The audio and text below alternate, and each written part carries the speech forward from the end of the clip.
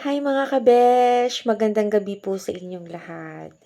So, dumating na po ako galing duty ko ng morning from 7 a.m. to 7 p.m. So, maraming maraming pong salamat sa Panginoon, sa lakas po na ibinibigay niya sa akin. Nakikita niyo naman po yung trabaho ko dahil ako po ay isang nurse. So, dahil mahal niyo ako at mahal ko kayo, ako na po ngayon si ka-best nurse. So, maraming maraming salamat po sa Panginoon at sa inyong lahat at syempre po kay Meta sa suportang ibinibigay niyo po sa akin para ako po ay maging isang vlogger. So, salamat na maraming maraming salamat.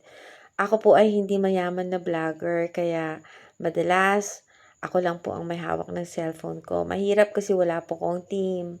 Ako po yung nag-edit, ako rin po yung star ng aking vlog.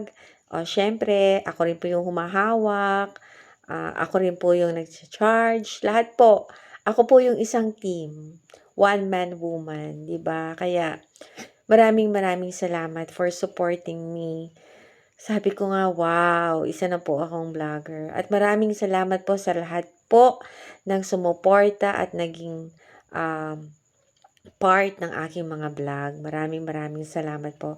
At sana po ay patuloy niyo akong suportahan at maging inspirasyon po ang Kabesh Nurse. Arlene Kabesh Vlog, Kabesh Nurse. Kaya maraming maraming salamat po sa inyo.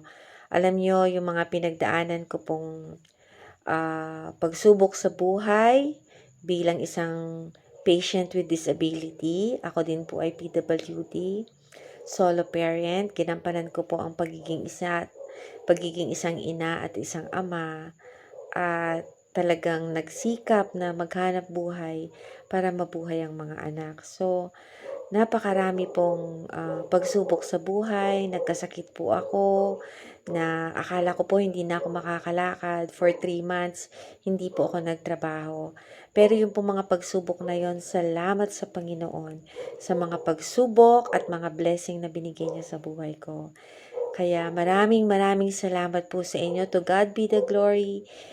I can't thank you enough, my followers. But thank you so much for everything, for every support. God bless each and every one of us. And syempre po, to God be the glory. Thank you, Jesus, for everything. Maraming salamat.